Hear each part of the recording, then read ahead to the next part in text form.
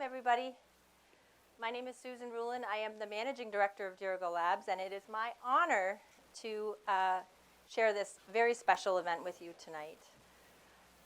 This is an event that is a celebration, really. We are celebrating entrepreneurship, and we are celebrating the progress of our founders, and one of them is going to go home tonight with $25,000, thanks to the generosity of our sponsor. I feel like I sound echoey, Austin. So, this group tonight is incredible. I will tell you, judges, you're going to have a very difficult time picking the winner. I feel like the microphone is off now, but that's okay. I'm all about entrepreneurship, and I'm all about pivots. This group of founders is incredible. They're passionate, they're hardworking, they're creating innovations at businesses that are literally going to change the world. I'm a visual thinker, and so when I think of Dirigo Labs, I think of it as a confluence of people and organizations and resources all coming together to build a foundation for entrepreneurship. And we celebrate the entrepreneur at the top. And so this model, if it's not exactly right, this model doesn't work. And so the fact that we're here at our second cohort is very remarkable to me, because this means that we have built a repeatable process. And I think that's really something to celebrate. And it validates our model. And the people, as you see I have on the bottom of this diagram, it's the broadest part of the foundation, and it's the most important part of the foundation, I think. And if you look in your brochure, you will see a very tiny font. And that font is more than just covering up our grammar errors. That font is literally because we're running out of space. So next year, we will absolutely have to have an insert page, because we have support from the Central Maine Growth Council. We have support from our Dirigo Labs Advisory Board. We have support from, we've helped now 23 startup founders. We have over 100 mentors, or just about 100, I should say, it's like 96. And 36 presenters that participated in our sessions this year. So it's incredible. And I don't know what an innovation hub looks like to you, but to me, it looks like the inside of that brochure. We're really, really excited by the progress and the innovation hub that we have built. The cornerstone of those people is our team. And I call attention to this team because I really think this is our secret sauce, our differentiator in Dirigo Labs. It makes us a little bit different from the other accelerators. And that is because our experience is broad and varied. So we bring in all of the tenets of startup experience, and we also bring in economic development experience, and we fold that into our innovation curriculum. And that curriculum incorporates things like fundraising and revenue modeling, the intellectual property, the traditional things that you see. But also, we talk about tax increment financing. We talk about workforce development. We talk about many site planning. So it's a very broad and diverse curriculum, I think. So we are very fortunate to enjoy blended fundraising from the federal, state, and from philanthropy. And most recently, we received a Congressional Direct Spending Award from Senator King, and that will enable us to broaden our program offerings. And we're so thankful to Senator King's Maine staff, because they were instrumental in helping us secure that award. We're so grateful to the Bill and Joan Alfond Foundation, who have supported our physical space where Dirigo Labs is located. And we are so appreciative also of our sponsors. And Central Maine Motors Auto Group has been with us since day one. Chris Gauntz is, I don't think, here tonight, but he's a strong supporter of ours. Thomas College, I know Mike Duguay is here. I'd like to call attention to him. And the Harold Alfond Institute for Business Innovation. Whipfly is our newest sponsor, and they're willing to participate as mentors and presenters for Dirigo Labs. So we are so grateful, and I will mention Skowhegan Savings in just a moment because we're so grateful for that support. So Skowhegan Savings. Skowhegan Savings is awarding one of our founders $25,000 this evening. That is a substantial amount of money.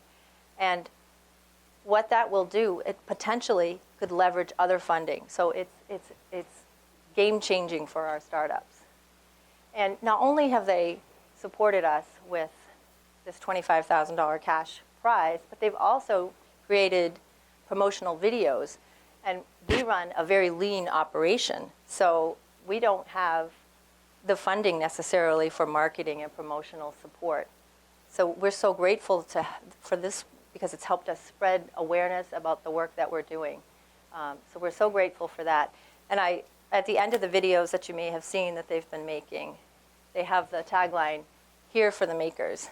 And when I see that, I think, yes, here for the makers, here for the accelerators, here for the incubators, here for the home buyers, here for the startups, here for the small businesses, here for the savers. They are truly a partner, and we are so grateful for that support. So we thank you for supporting this event tonight. And lastly, I would just like to talk about our partnership, our network of partnership. I've been at this for a long time, probably 15 years. And in the last 15 years, I have seen awareness spread about our entrepreneurial ecosystem in Maine. We are breaking down silos, and I think it is just incredible what's happening, what's transforming in Maine in the entrepreneurship landscape. But in particular, we are so grateful for our partners, and our partners represent the fundraising community. They represent academia, our local academic partners, Kennebec Valley Community College. We have Thomas College. Colby College is a huge supporter of ours, and the University of Maine. And we have some friends from the University of Maine here, Foster Center for Student Innovation. So we are so grateful for that. So with that, I'm going to bring Emily in to introduce our judges and talk about our format for tonight. Hello, everyone. Thank you for coming. So I get the honor. Susan, do you mind just clicking one more slide so I don't have to run across the... Perfect. I get the honor of introducing our amazing judges, who we are so thankful for being here and for judging this competition. They're such successful people in their own right, and I think it's probably fun for them to be able to judge these companies on all the amazing things they're doing. So judges, when I say your name, if you don't mind just throwing a hand up, we'll be quick about it. I did want to mention all of you should have received these 5 categories in the piece of paper that you received with your brochure. Those are the judging categories that we're using tonight. Each judge only judges one category, so they can be a little bit more focused about what they're judging on. Each of these people have expertise in these categories. At the end, they'll deliberate and choose the winner, and you guys will also get to vote. The QR code on the bottom of that add-on goes to a Google form, and you can choose whoever your favorite is. And at the end, we'll announce whoever the audience choice winner is. So to get to the important part of introducing these lovely people, we'll start with our capital strategy judge, who is John Butera. Yay! So you can see who they are on the slide, but John is our representation from Skowhegan Savings, so we're super excited to have him. Next, for our storytelling category, we have Melissa Lacasse, who herself works with a startup and so knows a lot of the difficulties that come along with startups, and we're just really excited to have here. Our innovation category is Sasha Derry. Yay. For anyone that was here last year, they have seen Sasha's face before. He actually won our pitch competition last year. So we're super excited to have him. He's the founder and CEO of Blue Shift Aerospace. For our impact judge, this is Terry Hayes. Yay. Very excited to have Terry. Terry has a long history of working on impact-related things, which I'd encourage you to go look at her bio in the brochure. And for our team category, we have Michelle Joller-Labby. Yay. Who is a VP of HR and Diversity at Thomas College, which is one of our lovely partners. So those are our judges. After each pitch, they'll get a chance to ask a clarifying question or two. And I think that's about it. So we will get started. Awesome. Emily, you want to just talk about the format? Pitching and then 1 minute of questions? Oh, okay. Cool. Cool. All right. So now I'm going to introduce Michelle Delbois, not the French pronunciation, from Remo.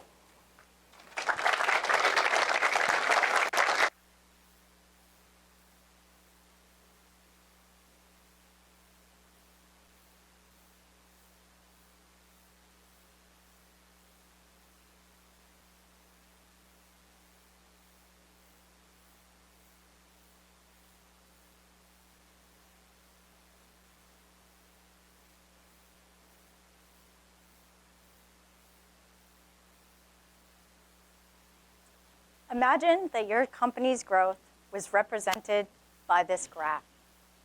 What kind of action would you be taking to change the results? What if this graph was the heart rate of a loved one? What expectations would you have of the medical staff to ensure that they would survive? This graph is actually the graph of the nation's reading achievement scores for grades 4 through 12 for the last 30 years.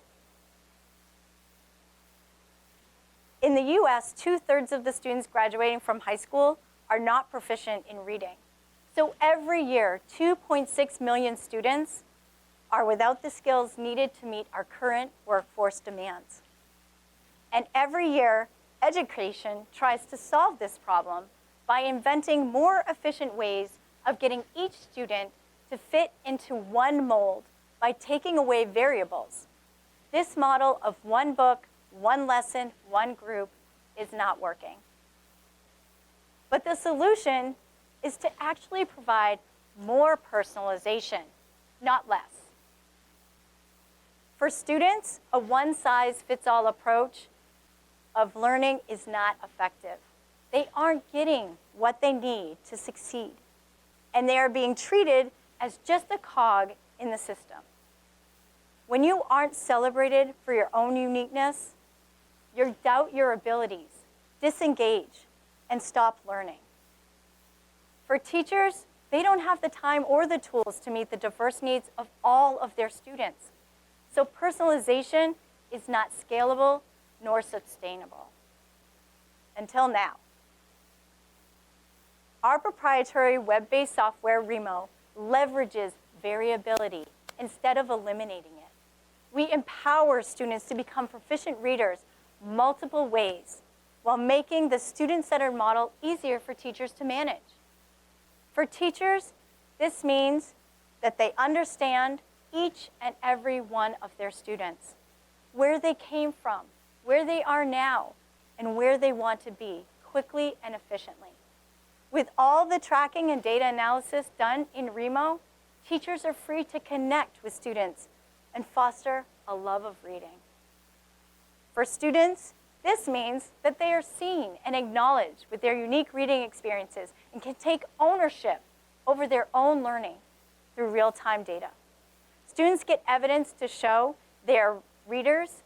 When you believe you are a reader, you start acting like one. When students read more, their reading achievement increases. Then students achieve what they could not achieve before. So, why should you trust me and my solution to solve this long-standing national problem? Because as a Maine public school educator, I have been there. I have lived this problem firsthand every school year for the past 16 years. And I've personally seen the devastating effects on how we have failed kids, parents, and their communities. In 2019, I combined forces with software developer Peter Jeanette to bring Remo to life. Through the financial assistance of MTI, the support of accelerators like the Root Institute and Dirigo Labs, and many amazing mentors, we were able to build our first prototype in the midst of the pandemic.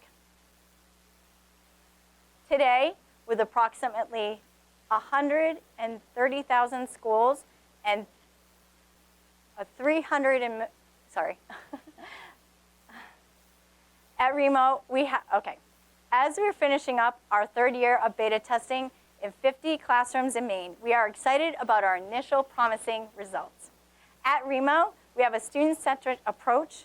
Our customers are literacy teachers and school principals, and our direct subscription-based sales model allows multiple pathways for revenue in the U.S. Today, with approximately 130,000 schools and 350 million EdTech market for the grades 4 through 12, we have a plan to secure 5% of this market within 5 years, accumulating an annual revenue of $17.5 million. At Remo, we listen to our students, and the $25,000 will fund the launch of our companion mobile app and interactive dashboards for students and teachers. I want to invite you to read more with Remo.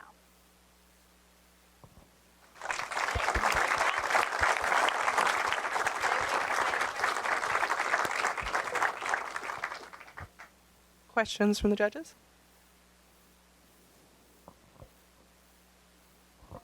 Michelle, wonderful presentation, great. Wish I had done ours as well as you did yours. I guess a couple questions, but one is, who are you seeing as your principal competitors in this sector? Is it online? Is it app-based? Is it just other books, or is it other? Who are your competitors? What are you seeing as your biggest competitors? Yeah, we have several competitors. They range from apps that basically track students reading or adults reading, like Bookly. We also have some other education-focused, like for teachers and educators, Classroom Booksource, or Scholastic has various models.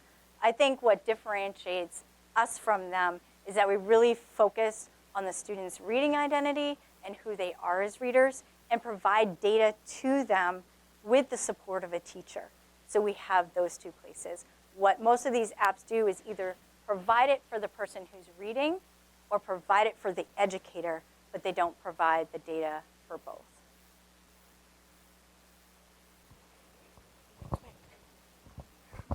Thank you, Michelle. Is your platform or your software proprietary? Yes, it is. We have web-based, and we also are launching our mobile app, and those are both proprietary. Thank you so much. Excellent job.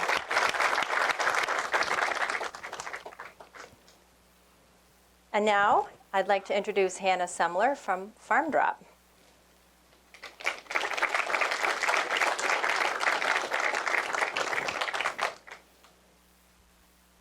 Hi, everyone. Thank you. Farm Drop is saving community food systems. Just this week, I've spoken with 5 different farmers that have told me that their local supermarket in my town is no longer a welcome place for their products. It's changed hands from local owners to corporate owners, and they don't want to be burdened by the certifications and the hoops that they're making them jump through. Farm Drop is looking to protect our farmers' ability to sell directly to their community. It should be a right for farmers to be able to access all of the channels available, to be able to sell directly to the community members that trust them and want to find their products.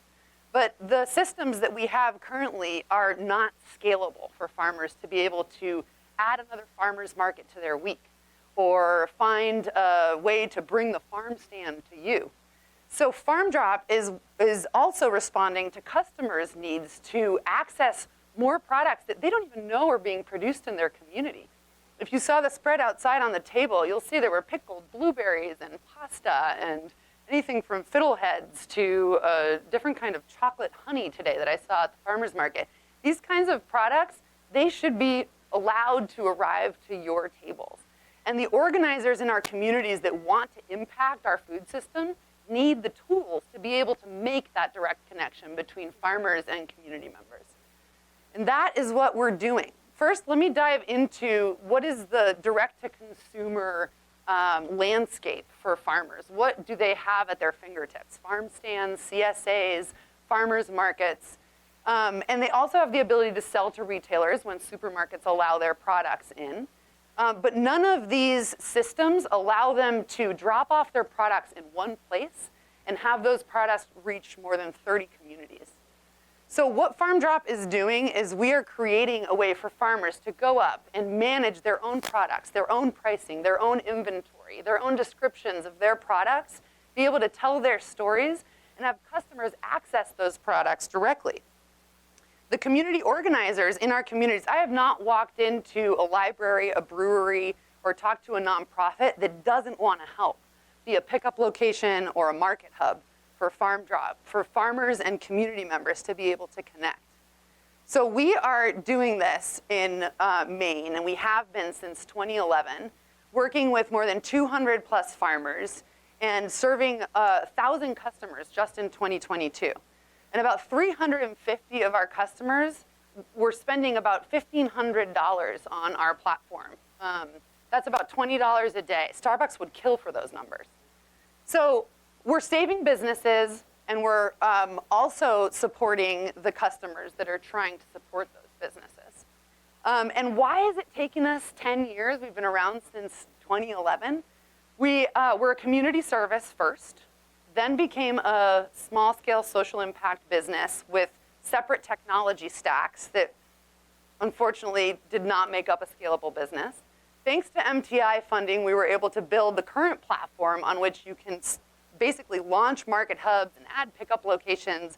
Farmers and customers plug and play, and community food hubs on Farm Drop are able to pop up anywhere where we're able to manage the resources to help them.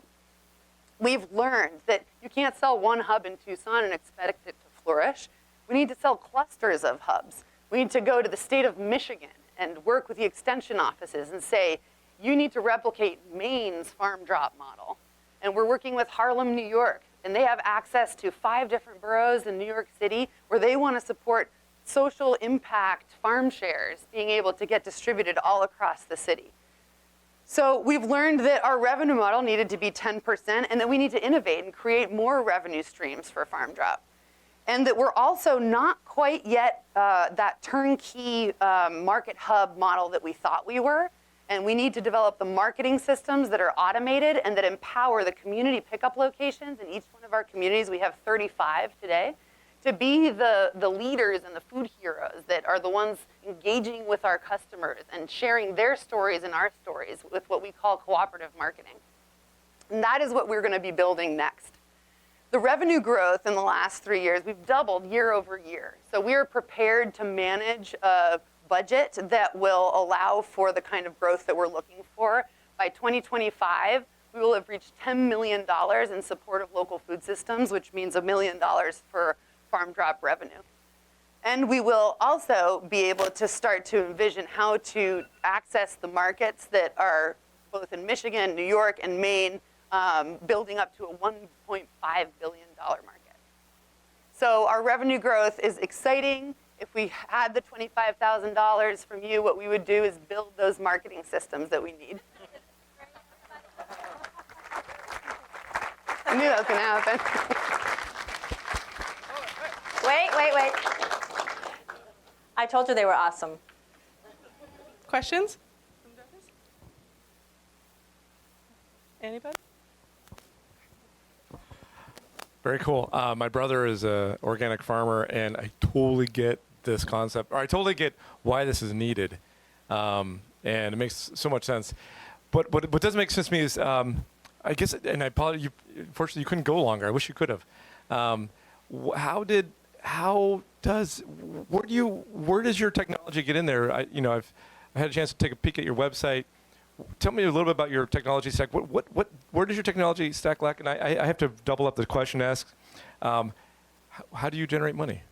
The 10% of sales. It's 10% of sales. Okay, I didn't catch that part. Yeah. Okay, thank you. So how does the technology work? Yeah. So producers are able to go in, create their account, upload their own products, set their pricing. We take 10%. They are able to update their inventory on a weekly basis based on what's going on on the farm, so it's flexible. And then they receive their orders during the week, which there's an order window that is customized to each market hub. So it might be Friday to Monday or Saturday to Tuesday, or it might be every day that you're able to receive orders, depending on how you as a market hub manager and community organizer of Farm Drop want to manage that connection. And then the farmers print out their aggregate order, which is their pick list or their make list, and then their customer order, which is packaging individual customer orders, which might be anywhere between 1 and 5 products in a bundle with a label, and deliver the aggregate orders to a central market hub location where the market hub managers in each community, which are paid, a combination of Farm Drop subcontractors and local organizations who are using their existing staff to manage Farm Drop as a service for their community, are the ones that are responsible, and they get paid through our system, $5 to $10 an order, to be the ones that actually pack orders. So that's where we're creating jobs and supporting existing jobs, like summer jobs that need a winter tie-in. And so that's where those market hub managers are making the connection. And then drivers and home deliveries, it's a gig economy plug and play. They come in and they're able to bring those orders to customers in other areas.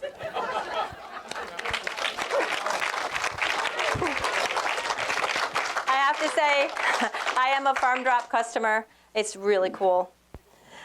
But we have a schedule to keep to. So, Jake Warren from Sled Treks. He's gonna come out, I promise. Hey, Jake.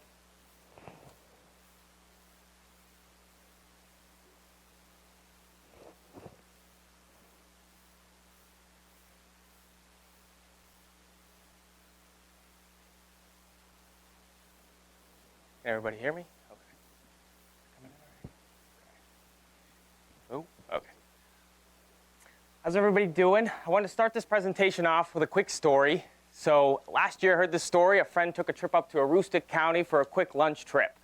And the lunch went great, but on their way back, they got a little turned around, but they kept going along. And before they knew it, they were completely lost. And it's dark, it's 9 o'clock, and luckily they bump into a local logger who hand points directions back into town.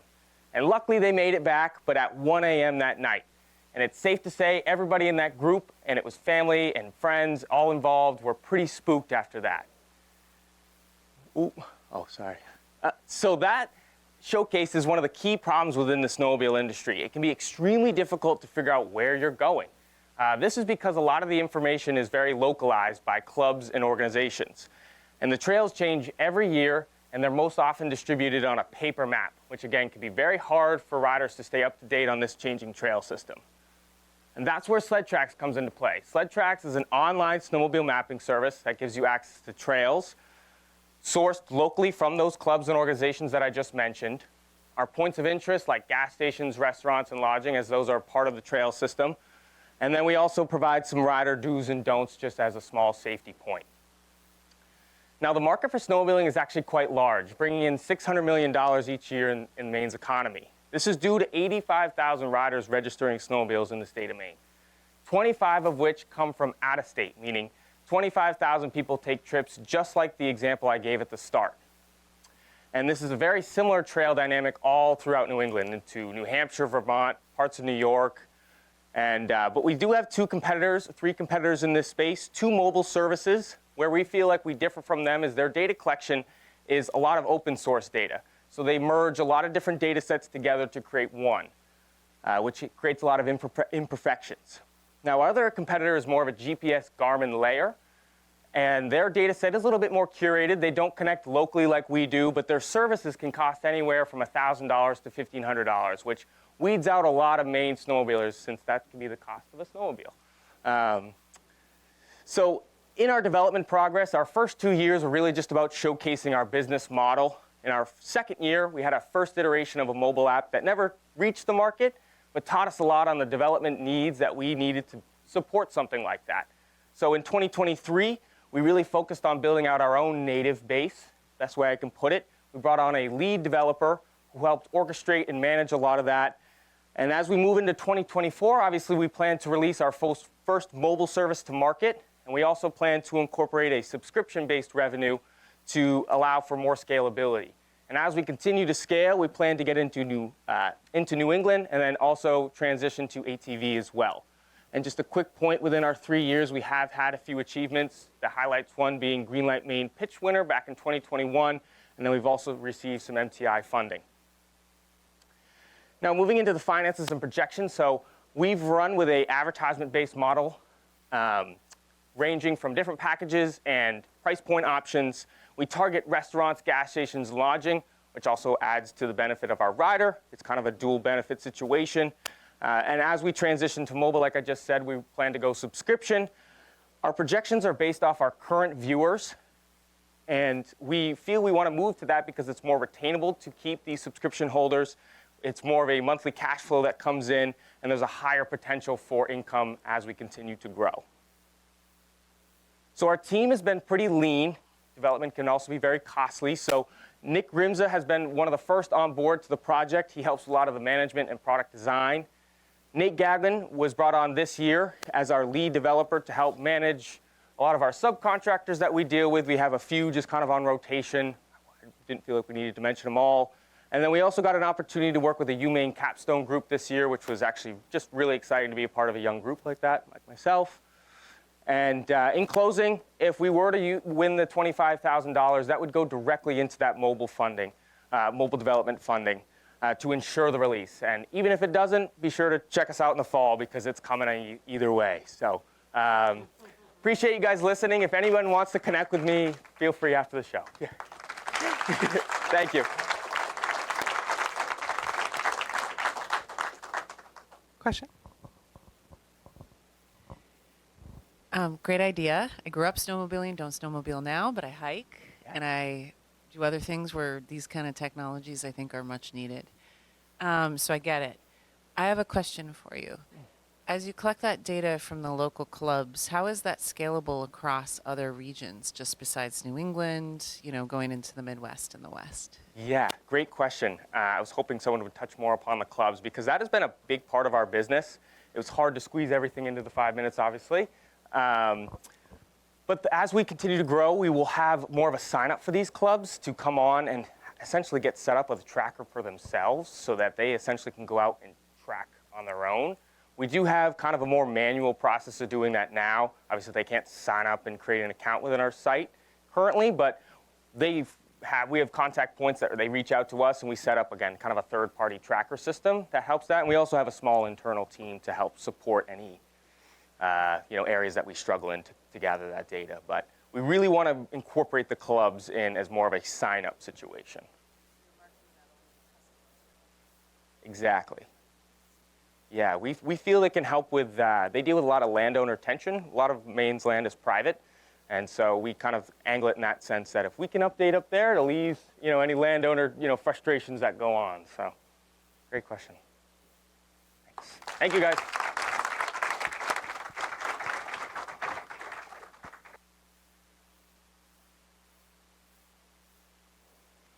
Okay, we're moving on now to Patrick Karen from Move Free.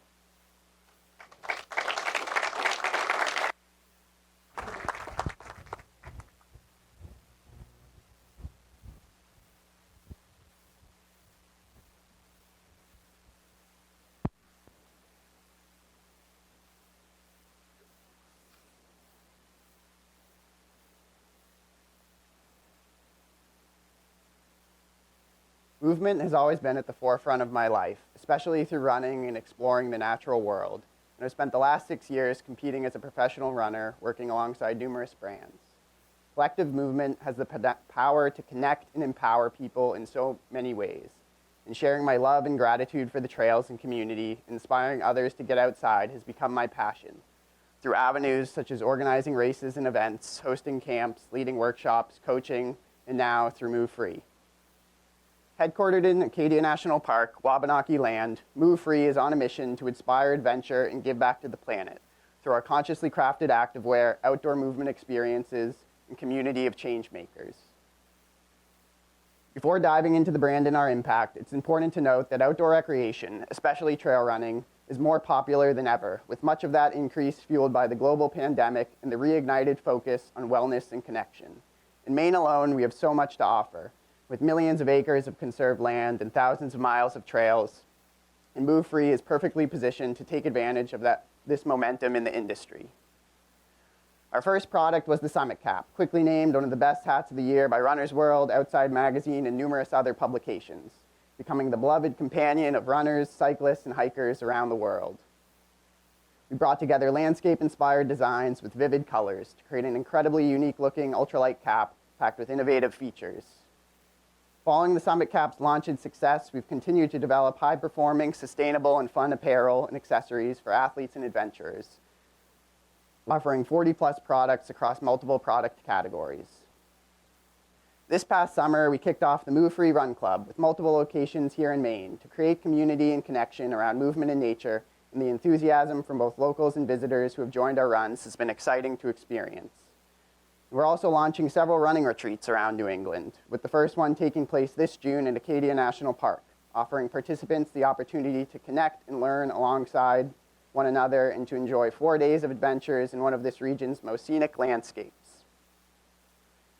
With our social media channels and international athlete ambassador team, we are bringing the brand to diverse audiences around the world, spreading our message of joyful, lighthearted adventure and creating welcoming and inclusive spaces for those looking to experience the benefits of time spent outside.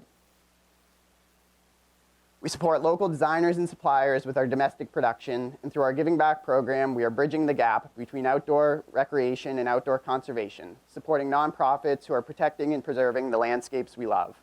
An example of this is our partnership with the beloved Ghost Train Rail Trail Races, whose products we custom make and sell, with 100% of the profits going directly back to the trails the event is run on. We also work closely with numerous groups, such as the Running Industry Diversity Coalition and Recreate Responsibly, to approach our work with inclusivity, accessibility, and environmental responsibility at the forefront. The majority of our revenue comes through our direct-to-consumer e-commerce channel, and our margins have allowed us to expand into wholesale partnerships with run specialty and outdoor stores, as well as with events and clubs through our custom apparel program. To date, we have customers in 30-plus countries and hundreds of participants in our event offerings, and we are on track for $150,000 in revenue in 2023, with $10,000 of that being donated to our Giving Back program partners.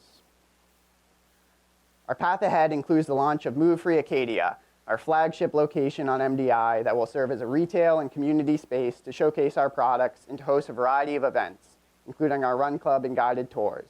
The $25,000 prize will cover 1 year's rent at the space we have secured, allowing us to implement this vision and become the go-to resource for all things running and outdoors related for both the locals and for the 4 million yearly visitors of the island. In addition, we are working on expanding our product line and bringing our manufacturing locally, and we will focus on further developing our e-commerce and digital marketing in the coming years. We have a passionate and talented team already in place and are actively looking to hire within marketing and sales by the end of this year to support our expansion plan. Thanks so much for the opportunity to share Move Free with all of you, and I hope to see you out on the trails.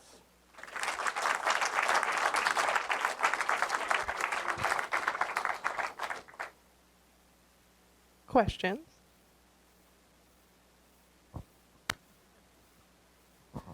All I know is that if I run more, I'm going to smile more. So that's great to see.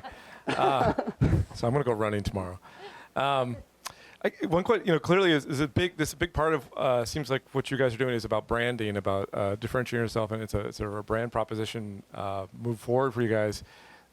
So I'm not super familiar with all the competition in this space, but without getting to who all your competitors are, how do you see yourselves pushing forward through the branding sea and the folks who are out there probably in similar plays, which I'm sorry, I don't know who they are. You don't have to explain, but how do you see yourself differentiating and pulling yourself forward?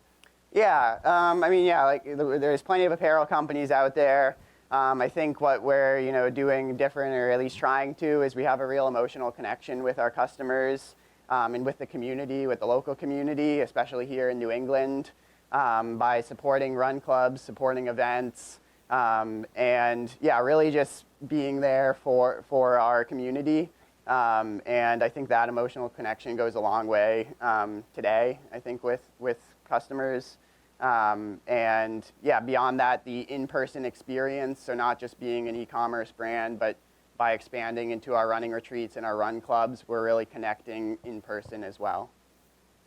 Cool. Thank you.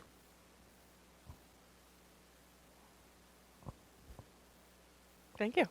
Thank you.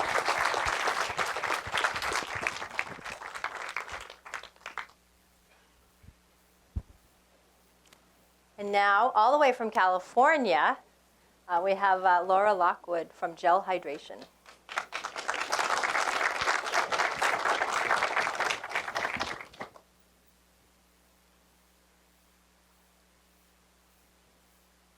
So privileged to be here this evening. I would like you all to do me a favor. I know we're in a dark theater, a dimly lit theater, but if you wouldn't mind just to close your eyes for just a moment. What image do you have in your mind when you think of hydrating animals? That image might be a water bottle or a water bowl, but I'm here to explain that hydrating animals is a complex issue, and traditional methods of delivering water to animals isn't as easy as you think. I'm Laura Lockwood. Our company is Gel Hydration Technologies, and we're a pre-revenue biotech manufacturing company in Bangor, Maine, and our goal is to manufacture edible gel products for animals and tackle hydration issues for animals on the go. Our mission is to provide compact, portable, and easy-to-use hydration solutions to improve the performance, welfare, and quality of life one animal at a time. Dehydration can be a problem for multiple species and influenced by various factors, requiring the need for alternative hydration options. For years, my partner and I spoke to the research community, and we lectured to research animal care staff across the United States, Australia, Canada, and Europe. And through this, we uncovered a variety of hydration issues and stemming across the research setting, outside of the research setting, and in different animal species. Whether it be transporting live animals, such as the millions of mice that are shipped from the Jackson Laboratory here in Bar Harbor, Maine annually, to the thousands of animals that are displaced by natural disaster every year, and to the service, military, border patrol, and dogs that are out in the field requiring alternative hydration options. Dehydration can present in many ways. In research, mice are bred to be genetically defined and provide an important contribution to advancing discoveries to cure diseases in humans. If you use a water bottle could leak. That water bottle could actually flood the cage, killing the mice, and this would cause delay in research and loss of precious research funding. In a disaster response setting with dogs, whether it be military, border patrol, service dogs, clean water might be hard to source, especially when you're out in the field, and water bowls can spill. And when an animal doesn't have water, that could lead to dehydration. Just a couple of examples. Our relationships, knowledge, in the research community inspired us to develop our own solution, and our flagship product is designed specifically for research rodents.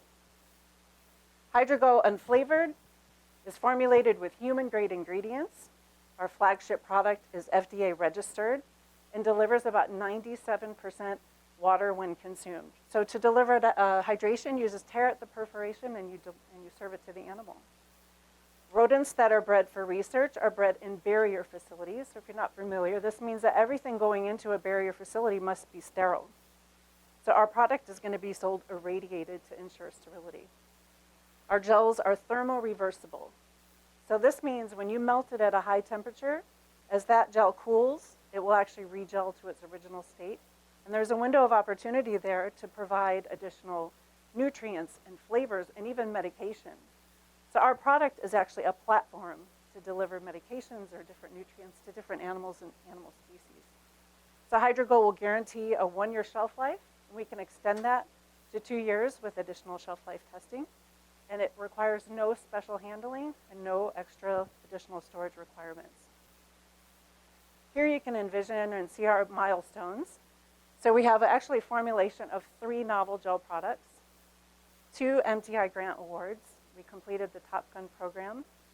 We manufactured with a Maine co-packer, and most recently participating in Dirigo Labs. And we've actually moved into the Bangor Innovation Center, and we're almost ready to begin manufacturing.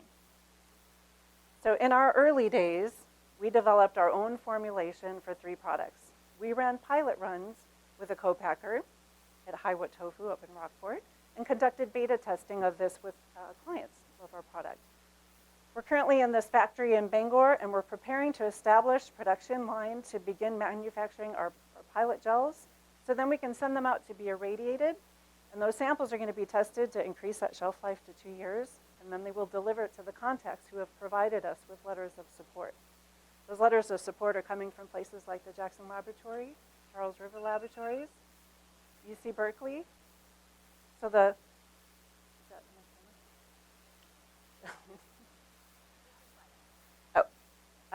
as you can see, there's some competition in the gel space. Our goal is not only to serve the research market, but launch additional future products for sales outside of this market. And so we're working on novel IP as well for our flagship products. Our team came together over 10 years ago. We all work for the Jackson Laboratory, and if we were to receive the 25K award, we're going to create jobs and begin manufacturing very soon. Thank you. I feel so mean doing that. Is there a hook? Questions from the judges?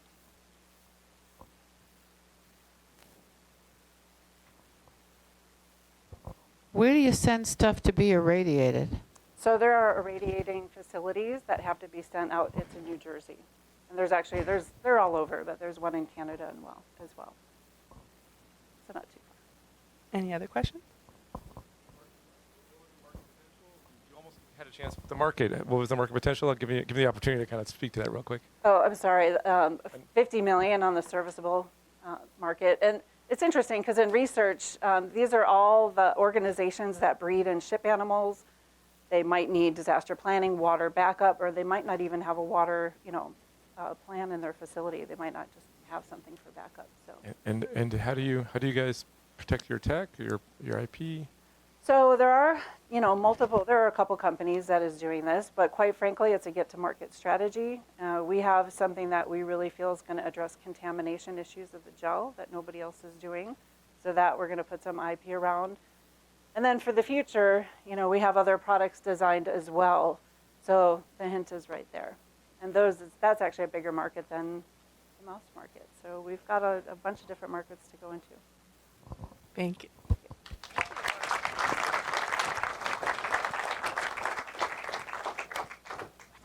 Okay, now we're going to hear from Holden Cookson from Against the Grain. This makes you go forward. And look up. Hi, everybody. My name is Holden Cookson. I am the founder of Against the Grain, a company that takes waste products from breweries, specifically spent grain, and we bring it to farms to use as feed for their animals, offsetting both the disposal costs for breweries, lightening the amount of organic material in landfills, and reducing the cost of feed for farmers. Little background on me. I grew up in Waterville, Fairfield. I went to high school at Lawrence here. Kind of ironic and surreal. I used to clean this building before it was torn down. And before that, I went to the Inside Out Playground.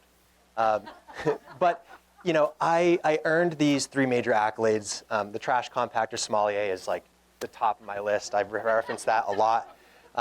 I have been obsessed with trash and food waste essentially since I left this area. Growing up, similar to 200,000 other Mainers, I experienced first and secondhand food insecurity. It's a major problem in our state, and it made me find a love for food waste and a hatred for waste in general. So when I went off to college, I went to the University of Maine in Farmington. I saw that my university was wasting food waste, so I took it upon myself to manage 100% of the food waste that was coming out of our dining hall, which was quite an undertaking. Operated the Farmington Compost Cooperative for those 4 years under Mark King of the DEP, who actually owns and operates the Maine Compost School. From there, after graduation, I went to develop the commercial part of Garbage to Garden. So they're a residential food waste recycling company, collection company. In the first year, I brought on about 200 clients, 200 businesses. From there, I became the director of business development for AgriCycle, which is a multi-million-dollar anaerobic digestion and composting operation based on Stonyvale Farm called Extra Agra Energy. So we manage about 300 tons of food waste daily. During my career, I realized while working with brewers that a lot of what they were throwing out was actually edible product. It didn't need to be composted or trashed, and they were paying a premium to do so. So I started Against the Grain. Our major focus is tying together both the economic savings with saving the planet. Oftentimes, it's one or the other. You pay a premium to do the right thing. We hated that, and we actually, true to our name, went against the grain and figured out how to do it, how to do both. Kind of the foundation of the company is automation technology backed with an anti-exploitation approach, making sure that when we bring somebody on board, we're paying them a livable wage, and we incentivize efficiency and savings within our operation by paying them. It's not revolutionary, but it's like a pseudo salary. So every second the truck is not running, that's savings for the company. We shouldn't punish our employees for being efficient. We should reward them. So we start them out at 36 hours worth of work every week, regardless of how much they complete. If they work 3 less hours, we celebrate that. If they work a minute overtime, they get paid overtime. They also start with benefits. Started in 2020. I thought to myself, what better time to start a business on the brink of societal and economic collapse? So I started reaching out to these breweries and saying, hey, I own this business and I do this awesome thing. Little did they know I had a plan to start a business, brought those service agreements that I put together, which were a 1 to 2 year minimum, to Toyota, and they gave us a truck for free. So we figured that out. The business model is pretty simple. We take waste products from breweries, collect it in trucks, and we drop it off at farms. Our brewers pay a service fee, and our farmers pay us for drop-offs. We subsidize that hauling and logistics aspect of that by the two. It's a circular economy business model. 30 to 70% savings is what our breweries typically see after converting to us from our competitors. 96% of our breweries that jumped on board in 2020 stuck on board, and that is including a 20% on average increase in price when we renewed their service agreements. Took a lot to convince them to switch over. And then our farmers have increased their deliveries by about 150% on average too. That, since inception, we've delivered about 3.5 million pounds of spent grains, which is the equivalent of saving 70 million gallons worth of water that would otherwise be used to grow virgin crops. And typically, that happens west of the Mississippi. 80% of all livestock feed for New England comes from west of Mississippi. And that's where you get your 1 million pounds of CO2 offsets as well. Our competitors are trash companies, composting companies, and farmers. Trash, it is the lowest on the food waste hierarchy, has the highest cost, it's very smelly, but it's scalable, and we're all familiar with it. Composting, it's lower on that food waste hierarchy. It's a medium cost, still very smelly, but it's hard to scale. And the services are based off the hauler's needs. Same with trash, same with farmers. Farmers do what we do. We're feeding livestock, and they do it for free. How do we compete with that? Working with a farmer is difficult to do. They're typically non-communicative, logistically difficult. I really practice this, and I nail it every time. Here's some stats. All of our agreements are now 2+ years with an auto renewal, and this is what we're doing. Thanks so much. Yeah.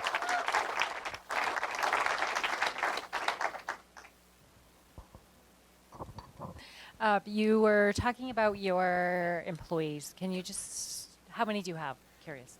We have 1 full-time employee and 1 part-time employee. We've gotten so good at our work that when we thought we would have to scale, we've increased. I don't know if you probably didn't see it, but on the second page, we've increased our efficiency by 30%. So we have some charts that show we've decreased the amount of visits we've done to breweries while increasing our revenue, which means we've gotten better at utilizing the software we've created to making sure that we're tracking our breweries' brew schedules along with our farmers' feed schedules and building in our automated brewing logistics and data analytics with computer learning. So instead of hiring more people, we've actually been able to pay our employees more and allowing them to do less work.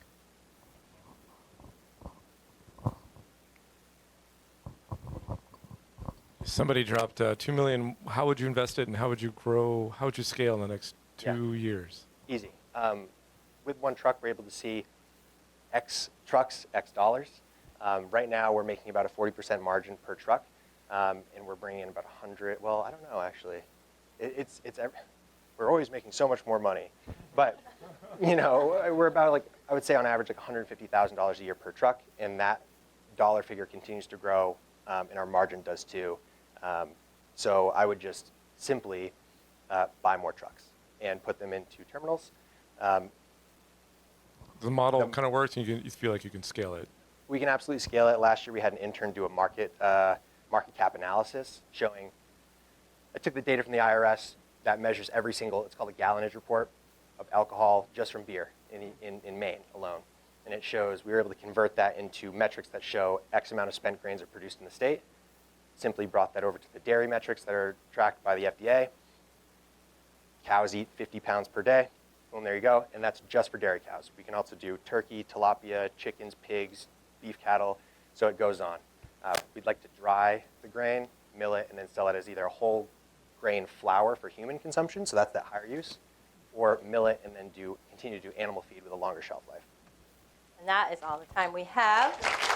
And, whoa, it is 7:01, so we're only 2 minutes over our schedule. So, yes.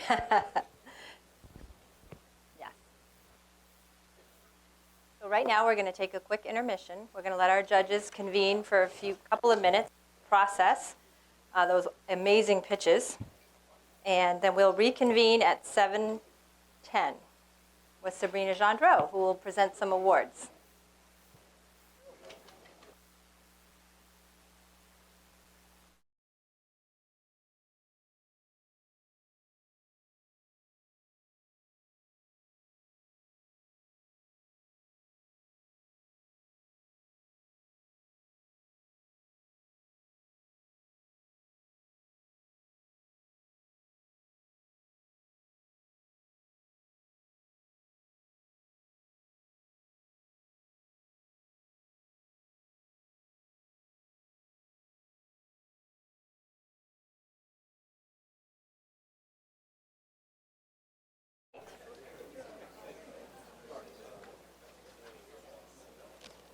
Ready to go? Okay.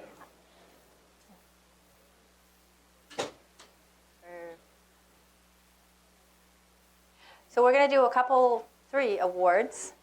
Our mentors and our service providers and our presenters are a very big part of Dirigo Labs. So we're going to give them some awards, and this is based on the cohort feedback and the staff feedback. So I'm going to turn it over to Sabrina Gendreau to make those presentations. Thank you, Susan. I'd love if we could just give a quick round of applause to all the cohort companies that have presented so far, that have done a good job. So, yeah.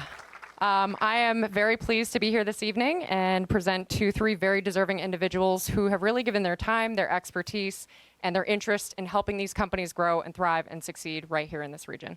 So without further ado, I'll begin with our first. This is our Mentor of the Year.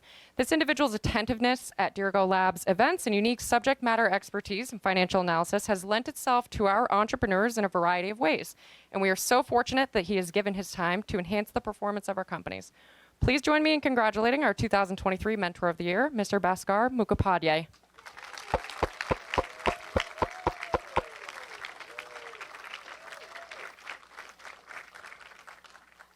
Yeah, come on up. Don't be shy. We have a prize for you.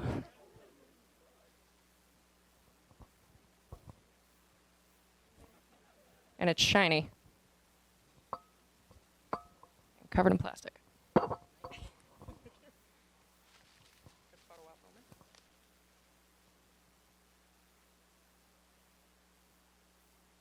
you. And there we are. And now for our Speaker of the Year. His inspiring presentation to our cohort on his company, Rockstep Solutions, gave insight into the journey he and his co-founder, Julie Morrison, have been on to transform in vivo drug discovery for pharmaceutical, biotech, and contract research organizations. Please join me in congratulating our 2023 Speaker of the Year, Mr. Chuck Donnelly.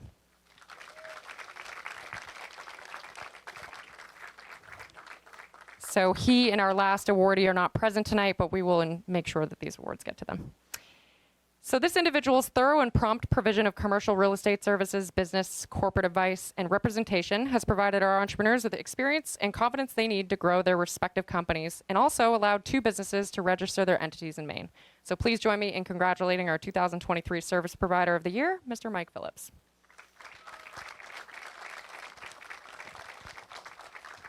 And with that, let's get back to the pitch.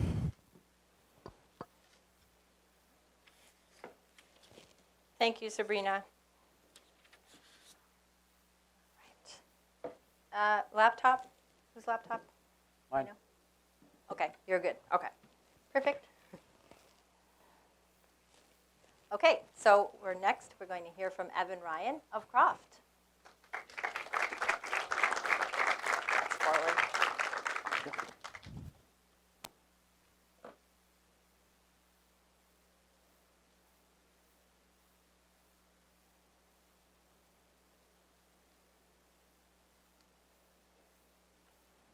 Okay.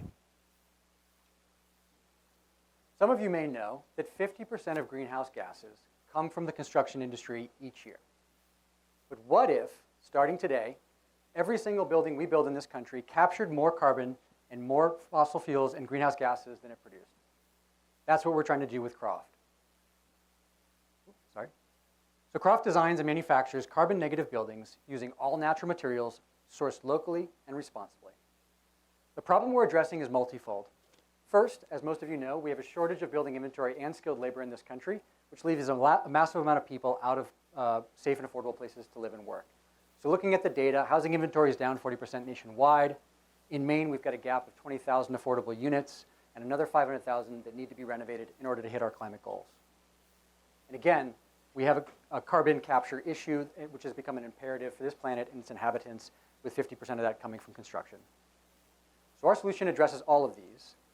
Croft manufactures high-performance, panelized prefab buildings made of natural materials, straw in particular, sourced from local farms, fields, and forests. We build residential, both single-family and multifamily, and we're now moving into commercial and industrial. We build the shell of the building, including windows and doors, and we get it all installed for our customers. So carbon capture, as I mentioned, really matters to us. This is where our impact is greatest. So if we think about the way we've been doing it for the last 30 or 40 years in sustainable development, we've really been thinking about it from an efficiency lens. How do we make this building more efficient? How do we do less harm?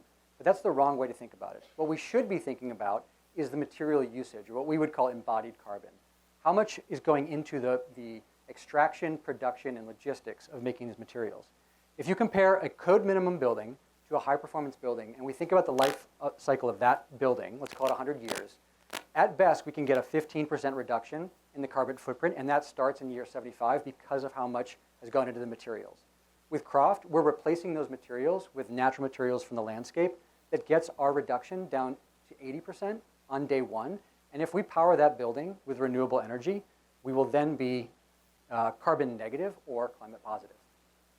So it's powerful. And the reason why this is happening is straw is one of those materials that gives a carbon sequestration opportunity that's unmatched in the industry compared to things like hempcrete and fiberglass and foam.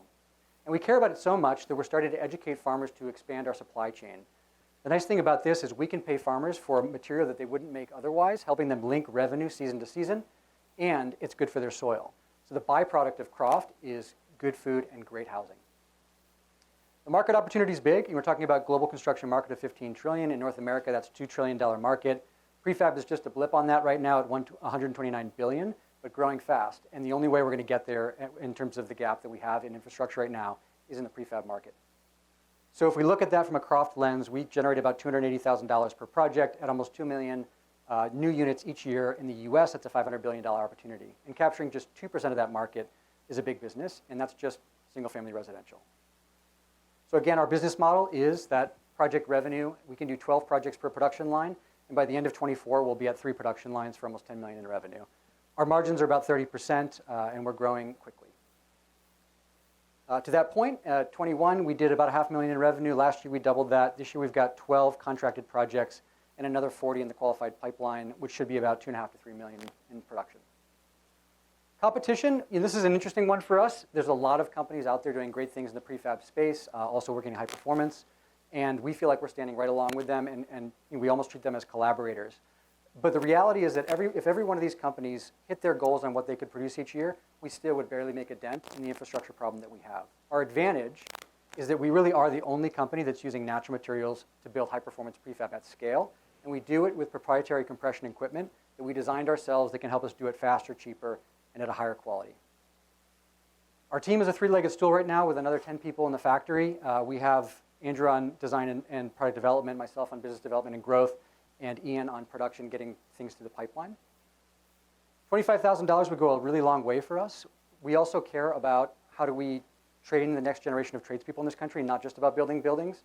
And 100% of those funds would go to our apprenticeship program to help train people from shop all the way through to the site. So again, we aren't just making better buildings. We're seeking to improve the future for the whole darn planet. Thank you very much.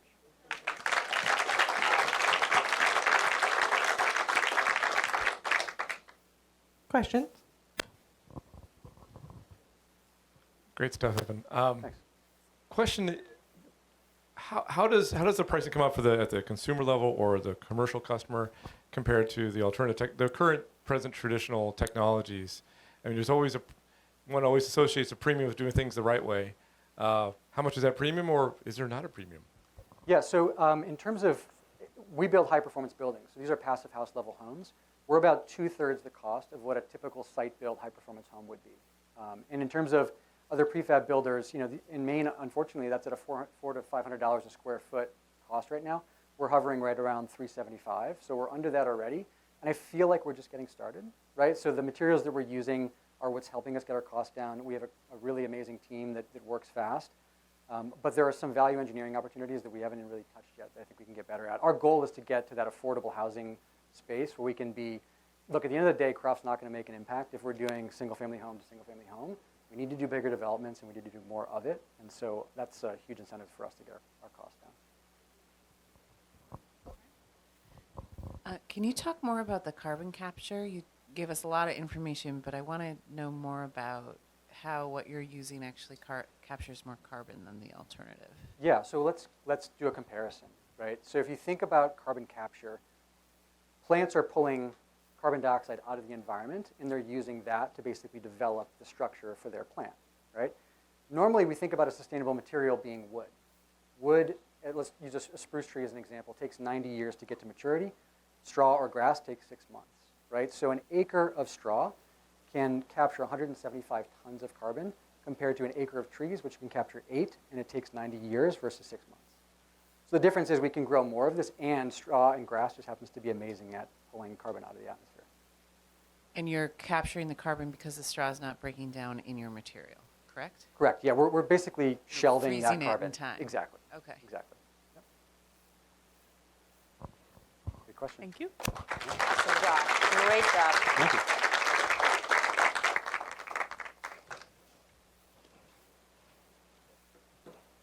Okay, buckle up, everybody.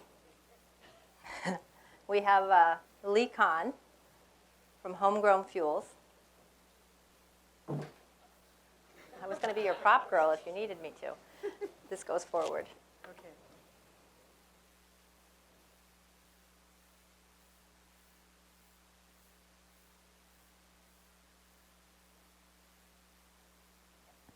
All right. Thank you, Dirigo Labs. This has been amazing. Homegrown Fuels turns wood chips into renewable fuel and organic fertilizer. We're going to be repurposing a closed mill, creating 33 jobs, putting loggers back to work, and turning a slide on. We're going to tackle climate change in the Great North Woods. How do we do that? Does anybody have a wood stove? Hold up your hands. All right. You put wood in, right? And you get heat, and you get that pesky ash you don't know what to do with.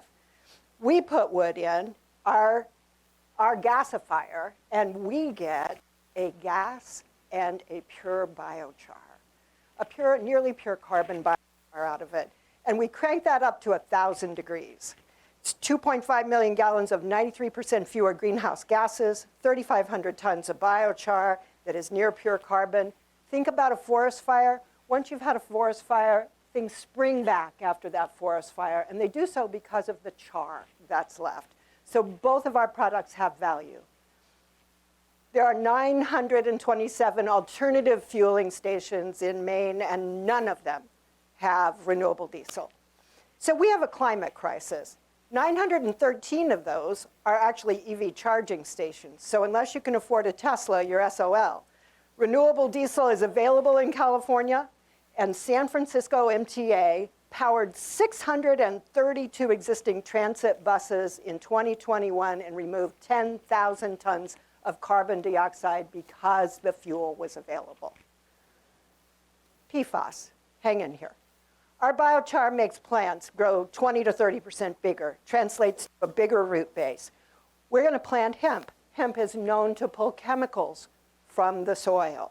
Apply the biochar, make the root base bigger. The hemp pulls the chemicals up, we harvest the hemp, and then we use it as biomass in our wood stove. At what temperature do you think PFAS chemicals break down? 1,000 degrees, same as our gasifier. Fred Stone is a dairy farmer. He's in Arundel. Last year, he found PFAS in his water, his soil, his feed, his animals, and his milk. And he slaughtered his herd. We're working with Fred. We're also working with LL Bean. LL Bean has set an aggressive schedule to reduce their greenhouse gas emissions by 50%. In doing that, Bean has a strategic partner in UPS that delivers all of their products. And we would be able, if they substituted our fuel for what they're currently doing today, save up to 30,000 tons of carbon dioxide with no change to the equipment. Fill her up. We're also, show me the money. During construction, we'll pre-sell our carbon credits. Most of you might be familiar that Standard Biocarb at Infield just pre-sold their carbon credits in the fourth quarter of last year, pre-construction, and raised $1.3 million. That is exactly what we intend to do. And how do we grow? We add wood stoves. We add one wood stove a year in 27, one in 28, all the way down to 2029. Our advisory board, extraordinary group of people. 7 great advisors. They kind of fall in construction and technology integration, transportation, and finance. 4 of our advisors are working on other plants that use our same technology in Florida, Pennsylvania, and California. Who are we? On the right, that's Moose. Moose has an industrial construction background, and he is extraordinary. In the middle is Lindsay. Lindsay was the highest ranking woman at SBA, and Bush won along with Susan Collins, who was a field rep at the time. Fast buddies, and they created WeBank, which gave women access to capital. My management experience comes from a unique sector. 6 Senate races, 4 congressional races, 2 gubernatorial races, 1 presidential, pro-democracy work in South Africa, Kazakhstan, and Russia. I love a challenge. I've been to the base camp of Mount Everest by myself in the winter. I had on a well-being jacket, and I have a picture. 10 years ago, we started permitting renewable energy facilities, Lindsay and I did, and that's how we got to this place. We are majority women-owned, just so you know that. And we have an exit strategy. We qualify for almost all of the great tax incentives that the state of Maine offers us. Should we win the $25,000, we are going to leverage that $25,000 into $1.4 million by selling our carbon credits in a pre-sale so that we can move out. Fill her up.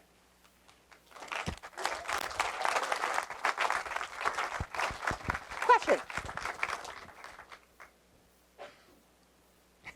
Go. I've been waiting on you. Nice to see you again.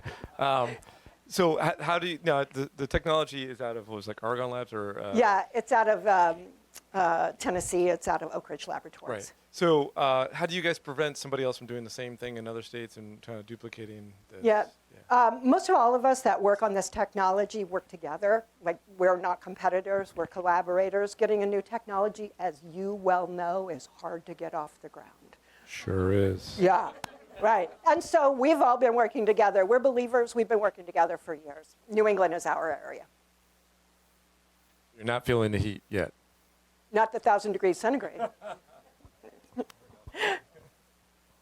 More questions? Thank you. Thank you.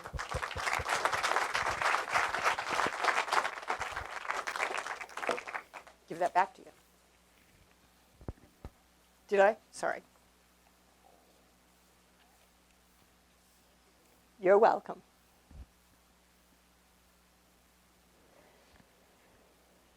And now I'm pleased to introduce Lisa Jones from Black Travel Maine.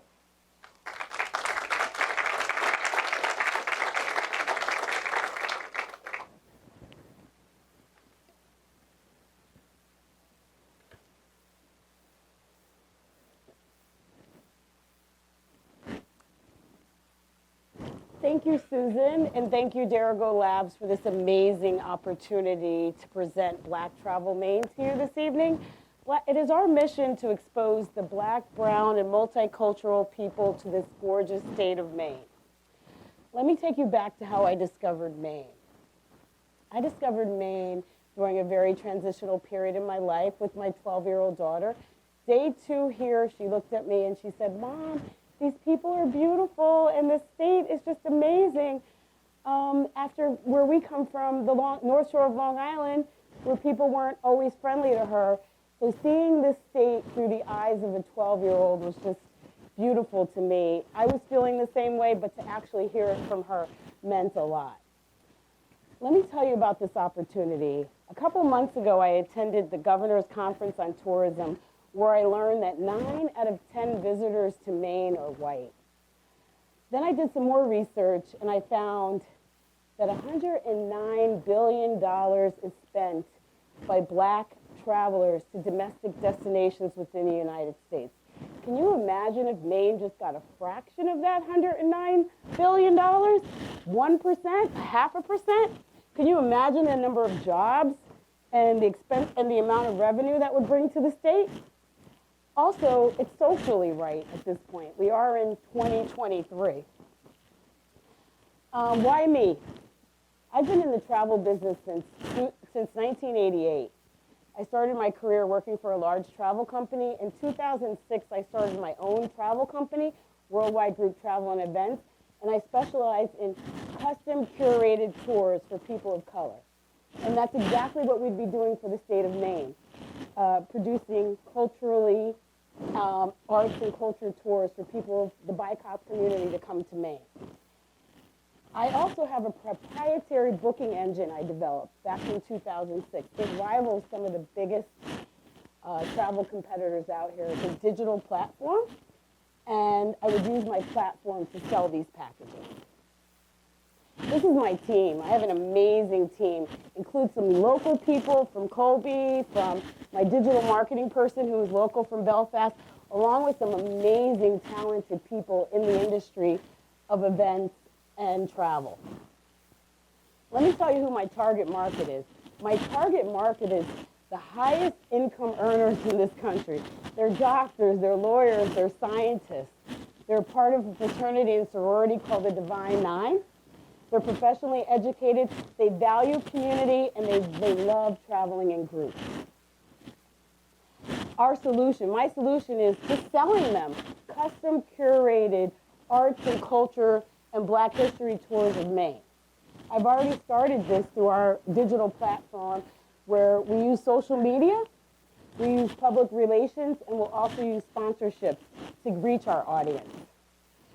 The first thing I've done is started to make them aware of all the amazing Black history in Maine. The Portland Freedom Trail, Ethel Good Franklin, who is the first Black owner of a hotel in Agunquit. So basically, digitally, we're just letting them know why they would want to come to Maine. Then we're offering them unique experiences. I'm not just offering them experiences on the coast.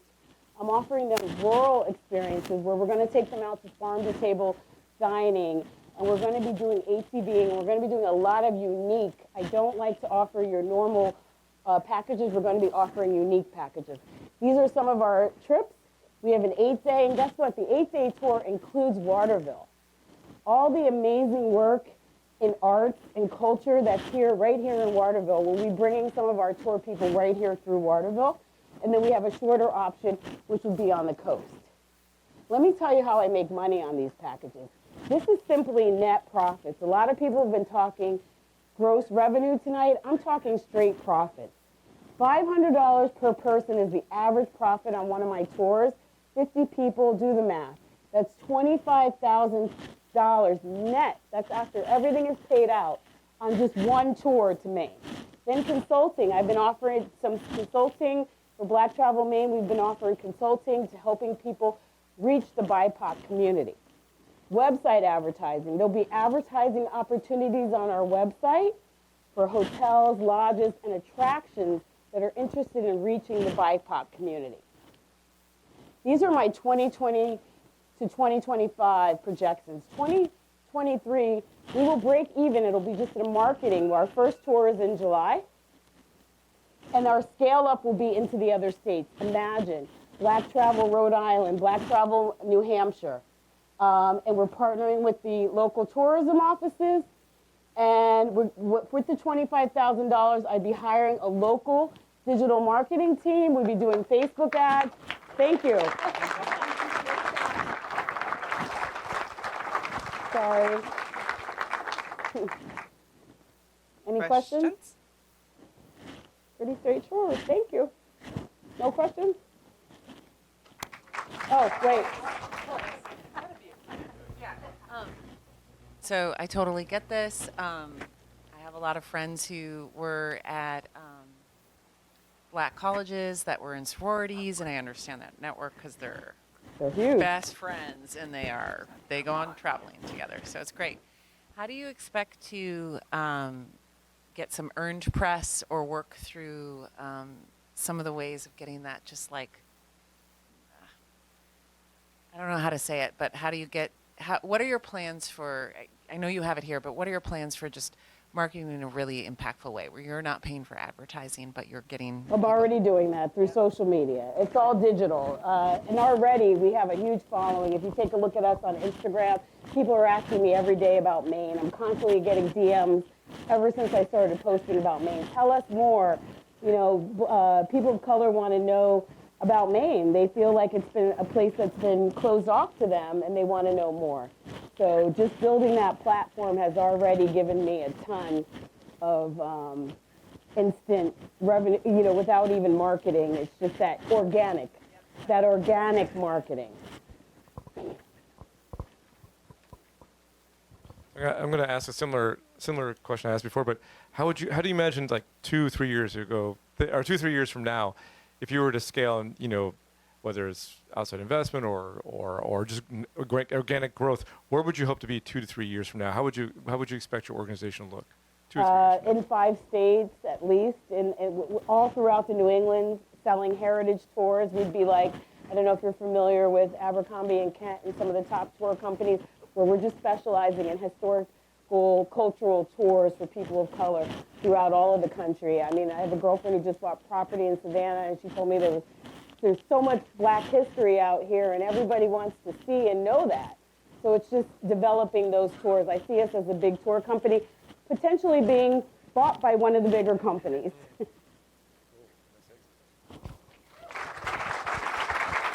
Thank you.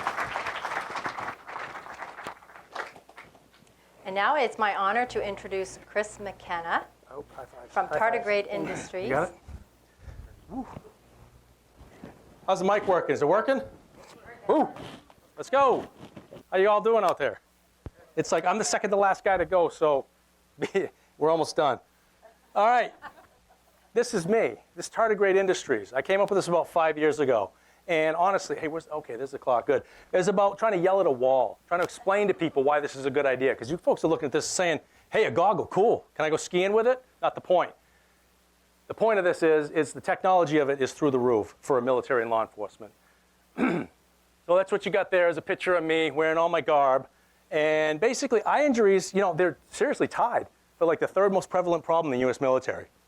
There's been a ton of studies, you know, how to treat these things and how to get people in with open globe injuries and all this stuff, but there's been like nothing on how to prevent them because it hasn't really changed since the 1950s when somebody said polycarbonate's awesome. Sure it is, it's great stuff, but it's, you know, not something that you're going to do because it's a ductile material. It's a very soft material.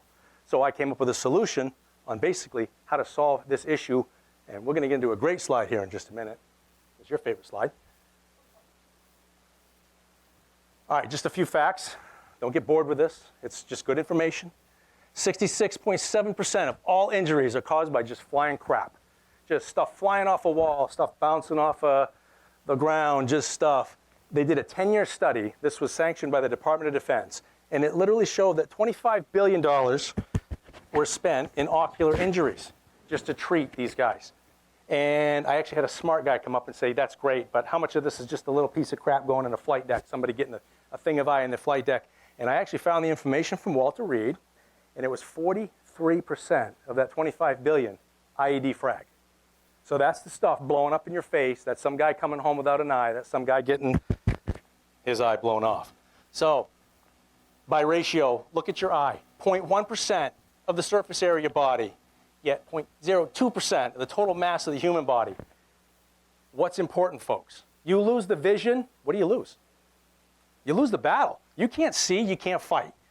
It's such a soft tissue area that needs to be protected. And they come out with these great standards. We got a great standard for a helmet. We got a great standard for your face. SAPI plates on your chest. Yeah, but you know what? A BB's great for your eyeballs.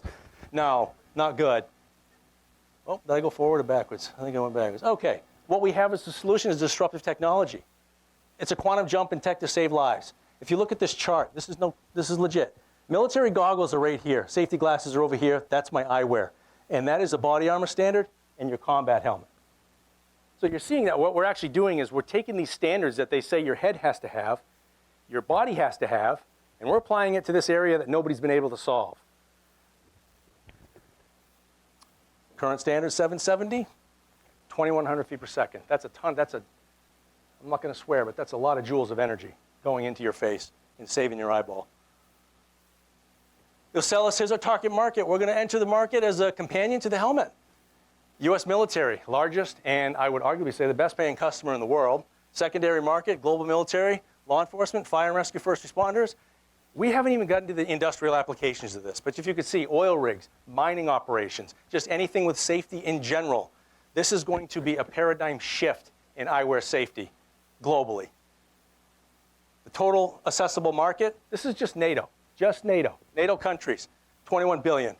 If we took 1/2 of 1%, we're a 30 million net profit company. And that's just touching and scratching the surface of what this technology is producing. So we are going to manufacture right in Danvers, Mass, sweet place, sales and marketing distribution. We will provide technical support. We're going to launch it hopefully this month or next month. All the molds should be completed. And we were recently awarded a DoD contract. What this means is we're developing the next generation of eyewear for our warfighters. We've also signed a DevCom, what's called a CRADA. That's a Cooperative Research and Development Agreement, which means that they're looking for this technology to put into those bomb visors. You ever seen The Hurt Locker? Remember that movie with that big shield? Doesn't even pass an optical spec. But we can make that much thinner and much smaller.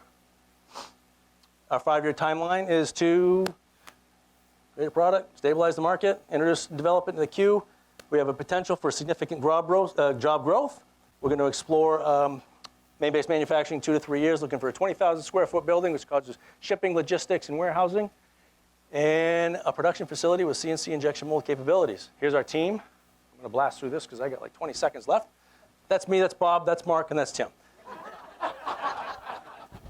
Simple. If you wear a hard hat, wear safety glasses. If you wear a combat helmet, wear armored eyewear. And the question for Chris is, what do I do with it? Build molds. I'd complete my mold kit. That's the end of my presentation.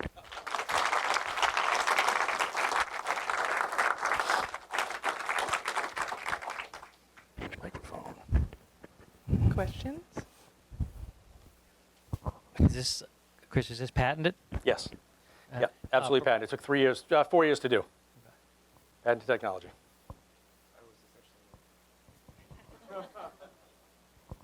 Any other harder questions for Chris?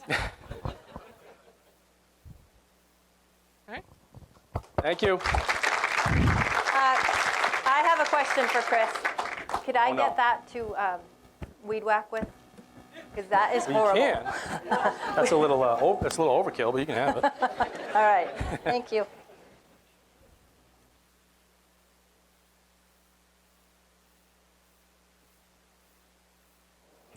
can't believe we're at the end of the presentations. Next, it's my honor to introduce Heather Desjardins from ITEL Alert. Oh, here she is.